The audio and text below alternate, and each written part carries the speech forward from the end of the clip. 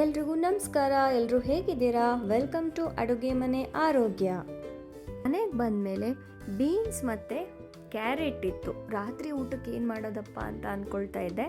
ಆಮೇಲೆ ಅನ್ನಿಸ್ತು ಸ್ಟೀಮಲ್ಲಿ ಬೇಯಿಸ್ಬಿಟ್ಟು ಪಲ್ಯ ಮಾಡ್ಕೊಳ್ಳೋಣ ಅಂತ ಹೇಳಿ ಈ ಥರ ಜರಡಿನಲ್ಲಿ ಇಟ್ಬಿಟ್ಟು ಇದನ್ನು ತೊಳ್ಕೊಂಡು ಆಮೇಲೆ ಒಂದು ಪಾತ್ರೆಯಲ್ಲಿ ಸ್ವಲ್ಪ ಜಾಸ್ತಿ ನೀರೇ ಇಡಬೇಕು. ನೀರಿಟ್ಬಿಟ್ಟು ಅದ್ರ ಮೇಲೆ ಈ ಥರ ಜರಡಿನ ಇಟ್ಬಿಟ್ಟು ಒಂದು ಮುಚ್ಚಳ ಮುಚ್ಚಿ ಬೇಯಿಸಬೇಕು. ನಾವು ನೀರಲ್ಲೇ ಹಾಕಿ ಬೇಯಿಸ್ಕೋಬೋದು, ಆದರೆ ಆ ನೀರನ್ನ ನಾವು ಬಸಿತೀವಲ್ವ ಆವಾಗ ಅದರಲ್ಲಿರುವಂಥ ಪೋಷಕಾಂಶಗಳೆಲ್ಲ ಹೊರಟೋಗುತ್ತೆ. ಈ ರೀತಿ ಸ್ಟೀಮಲ್ಲಿ ಬೇಯಿಸ್ಕೊಳ್ಳೋದು ತುಂಬ ಒಳ್ಳೆಯದು ಅಂತ ನಾನು ಇತ್ತೀಚೆಗೆ ತಿಳ್ಕೊಂಡೆ. ಅದರಿಂದ ಈ ರೀತಿಯಾಗಿ ಸ್ಟೀಮಲ್ಲಿ ಬೇಯಿಸ್ಕೊತಾ ಇದ್ದೀನಿ. ಒಂದು 10-15 ನಿಮಿಷ ಬೇಯಿಸೋ ಅಷ್ಟೊತ್ತಿಗೆ ಅದು ಮೆತ್ತಗಾಗಿ ಹೋಗಿರುತ್ತೆ.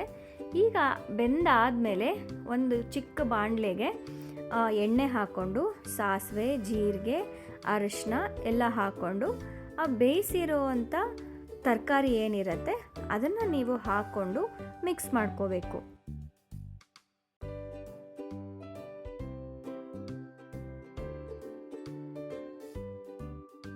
ನೋಡಿ, ಇವಾಗ ನಾನು ಬೆಂದಿರೋವಂಥ ತರಕಾರಿನ ಅದಕ್ಕೆ ಮಿಕ್ಸ್ ಮಾಡ್ಕೊಂಡಾದಮೇಲೆ ರುಚಿಗೆ ತಕ್ಕಷ್ಟು ಉಪ್ಪು ಹಾಕ್ಕೊಂಡೆ. ಅದಾದಮೇಲೆ ಒಂದು ಪಲ್ಯದ ಪುಡಿ ಅಂತ ಮಾಡಿಟ್ಕೊಂಡಿರ್ತೀನಿ, ಅದನ್ನು ನಾನು ಇಲ್ಲಿ ಹಾಕ್ತಾಯಿದ್ದೀನಿ. ನಿಮಗೆ ಪಲ್ಯದ ಪುಡಿ ಇಲ್ಲ ಅಂತ ಅಂದರೆ ನೀವು ಒಂದು ಸ್ವಲ್ಪ ಖಾರ ಪುಡಿ ಮತ್ತು ಒಂದು ಸ್ವಲ್ಪ ಹುಳಿ ಪುಡಿ ಅಥವಾ ಸಾರಿನ ಪುಡಿ ಏನಾದರೂ ಇರುತ್ತಲ್ಲ ಅದನ್ನು ಕೂಡ ಮಿಕ್ಸ್ ಮಾಡ್ಕೋಬೋದು. ಅಥವಾ ಪಲ್ಯದ ಪುಡಿ ಮಾಡಿಟ್ಕೊಳ್ಳೋದು ಹೇಗೆ ಅಂತ ನಾನು ನೆಕ್ಸ್ಟ್ ವಿಡಿಯೋಗಳಲ್ಲಿ ತೋರ್ಸೋಕ್ಕೆ ಪ್ರಯತ್ನ ಪಡ್ತೀನಿ. ಈಗ ತರಕಾರಿ ಆಯಿತು, ಹಾಗೆ ನನಗೆ ಪ್ರೋಟೀನ್ ಏನಾದರೂ ಬೇಕಲ್ವ, ಅದಕ್ಕೆ ನಾನು ಪಕ್ಕದಲ್ಲಿ ಪನ್ನೀರ್ನ ಜೀರಿಗೆ ಮತ್ತು ಎಣ್ಣೆ ಹಾಕ್ಕೊಂಡು ಅದರಲ್ಲಿ ಸ್ವಲ್ಪ ಲೋ ಫ್ಲೇಮಲ್ಲಿ ಫ್ರೈ ಮಾಡಿಟ್ಕೊಂಡಿದ್ದೆ. ಈಗ ತರಕಾರಿ ಬೆಂದಿದೆ, ಆ ಫ್ರೈ ಮಾಡಿಟ್ಕೊಂಡಿರೋಂಥ ಪ್ರೋಟೀನ್ ಅಂದರೆ ಪನ್ನೀರ್ನ ಇದಕ್ಕೆ ಮಿಕ್ಸ್ ಮಾಡಿಕೊಂಡ್ರೆ ನಮಗೆ ಪ್ರೋಟೀನು ಸಿಕ್ತು, ಹಾಗೆ ತರಕಾರಿ ಫೈಬರ್ ಕೂಡ ಸಿಕ್ತು. ಹಾಗೆ ಕಾರ್ಬ್ಸ್ ಅಂತ ನೋಡಿದಾಗ ಚಪಾತಿ ಮಾಡ್ಕೋತಾ ಇದ್ದೀನಿ. ಚಪಾತಿ 1 ಅಥವಾ 2 ಸಾಕು. ನೈಟ್ 7:30 ಅಥವಾ 8 o'clock ಒಳಗಡೆ ಊಟ ಮುಗಿಸೋದು ತುಂಬ ಒಳ್ಳೆಯದು. ಅದಕ್ಕಾಗಿ ನಾನು ಕೂಡ ಪ್ರಯತ್ನ ಪಡ್ತಾ ಇದ್ದೀನಿ. ಈ ನಡುವೆ ಆದಷ್ಟು 8 o'clock ಒಳಗಡೆ ಊಟ ಮಾಡೋದಕ್ಕೆ ಪ್ರಯತ್ನ ಪಡ್ತಾ ಇದ್ದೀನಿ.